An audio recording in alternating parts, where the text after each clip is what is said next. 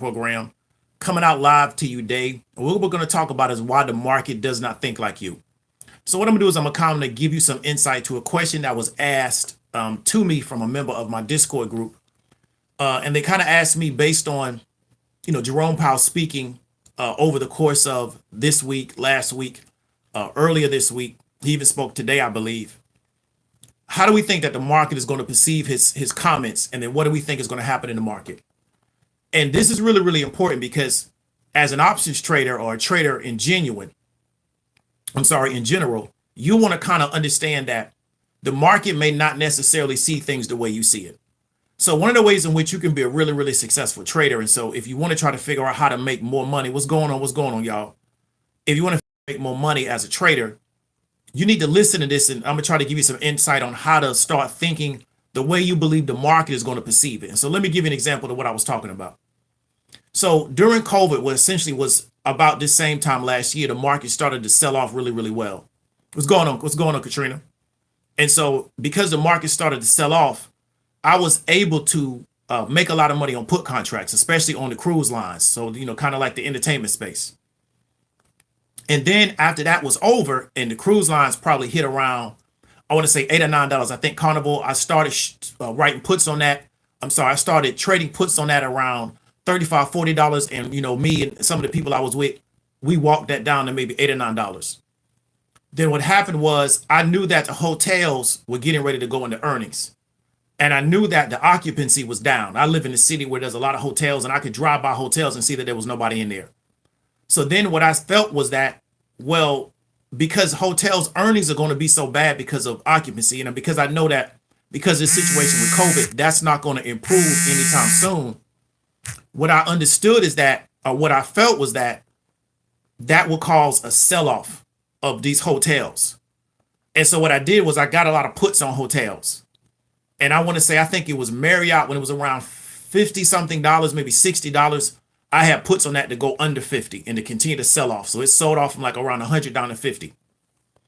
Marriott came out and I believe that they said they were at 90% vacancy, which means that 90% of people are not even in their hotels. They got 90% empty rooms. They said that business probably wouldn't pick up for, maybe the next 3 to 6 months. However,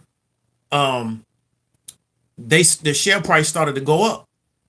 And so I didn't understand what was going on. So I'm in these puts thinking that, well, they're going to continue to sell off. I'm at least be able to get, 15, 20% return on these puts. I didn't think Marriott was going down to zero, but I knew it would sell off. What it didn't. And it's because what I realized, and I was telling one of the people that I taught this class to, is that the market, the actual stock market, the investors and the traders, they were over COVID like that. And so because COVID hit the market first, the Fed came in with relief to the market first, and then everything moved out to the what I call Main Street. So we try to separate between Wall Street and Main Street because everything came out to Main Street last. The market was over COVID and wanted to move past it a lot faster than the average person in our society. And that's why I try to explain to you, once you start getting involved in these markets, it's going to change your perception of the world, because a lot of the conversations that people are having that are not involved in the markets, we don't necessarily have these conversations in the markets. We're trying to figure out how can we take what's going on in the world and use that to make us some money.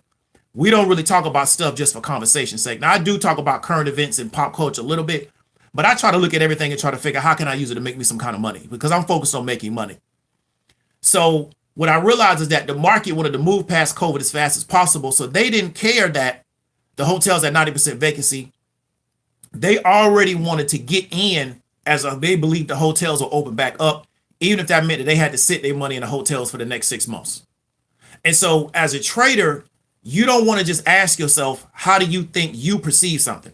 Because I was very bearish on hotels, right? I made a lot of money on being bearish on the cruise lines. I said, okay, we're going to move to the hotel, because I was looking at either hotels or Live Nation, because I knew that with Live Nation being an event-based business and it being a business based on aggregating a bunch of crowds, I said they can't make any money because you can't have a show. And we've seen with the entertainers, a lot of them have not done shows since this time last year. That's why you saw them doing stuff like selling diet drinks and doing all kind of funny stuff on the internet, because they didn't have no money coming in.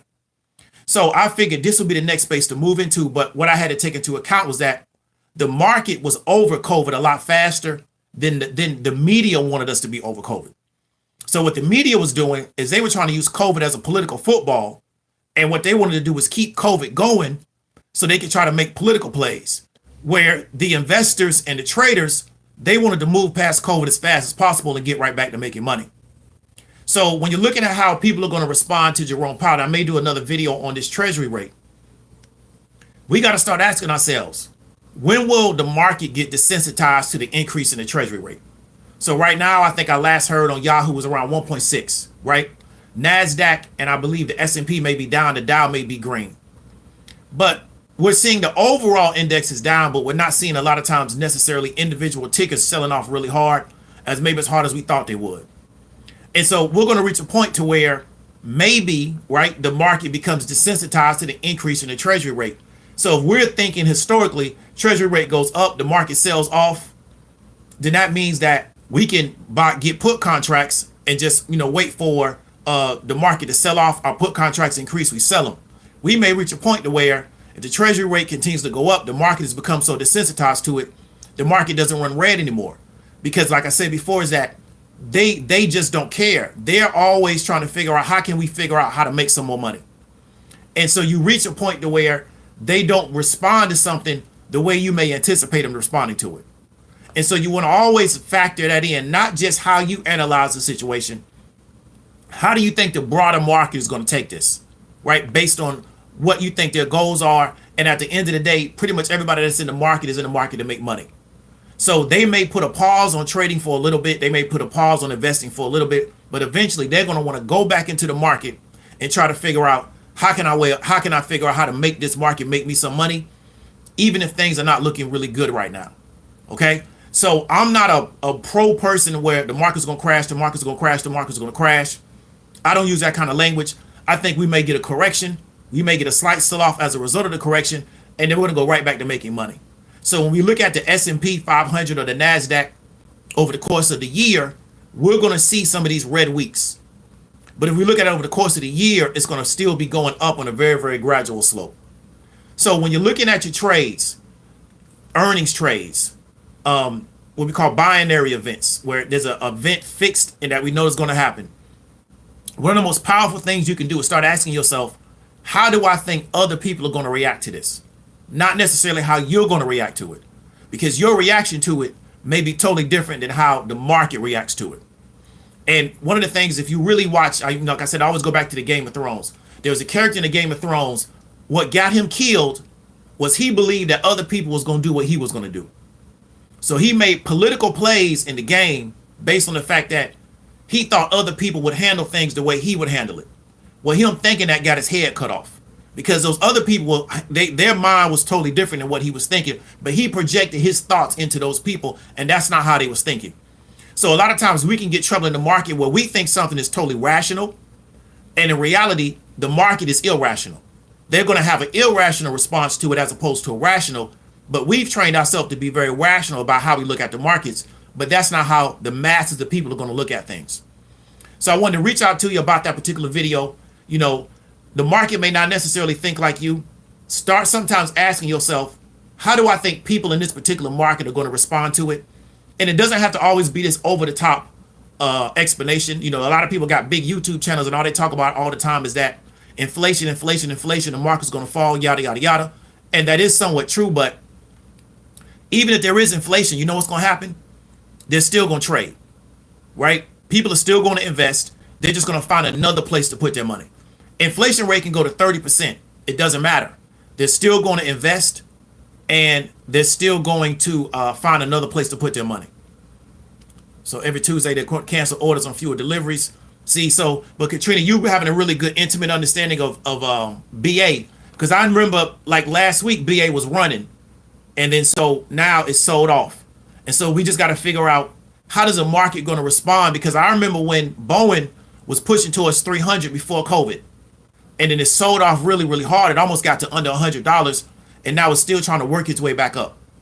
So that's what I want you to really consider is, start asking yourself, how is the market going to respond to what's going on, as opposed to how you may respond to it, because you may have conditioned your brain as a trader to be so level all the time to where you don't understand that a lot of people are going to react to this in a very, very negative way. And there's a lot of things going on in the market that are designed to initiate or to elicit a reaction out of the masses so people can make money on both sides of the game. So they'll make the market run real green because they know that's going to cause a lot of people to come in because they feel like the market is running green. Then they'll dump the market for a week because they know that's going to make people sell off because they're going to get scared. Then they'll make the market run green again. So you got to really sometimes understand that if we can understand how the masses are going to react to a situation, we can put ourselves in a position to profit from it, as opposed to thinking that everybody's going to react the way we necessarily react to a situation. So don't want to ramble, don't want to say the same thing over and over again. If you got value from it, like, share, subscribe. If you want to know more about the highest paid part-time job of the world options trading program, you want to start trying to figure out how to get your time back. You want to start trying to figure out how to make money with your mind, doing something that's not very labor intensive. And you want to kind of be able to control your income and get uncapped income. Get with me. We can get into these markets. I can help you get a better understanding of the power of the markets and to put yourself and also your family in a position to be successful. This is David W. Williams, also known as Diamond Dave. I'll talk to you later.